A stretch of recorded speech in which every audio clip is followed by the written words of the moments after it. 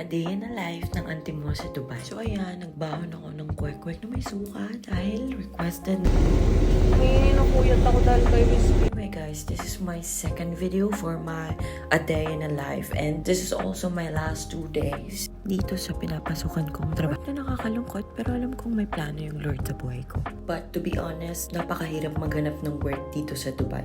But I know because of these challenges, mas makikita ko yung kabutihan at kapangyarihan ng Lord sa buhay ko. Anyway, it's Thursday, simba tayo.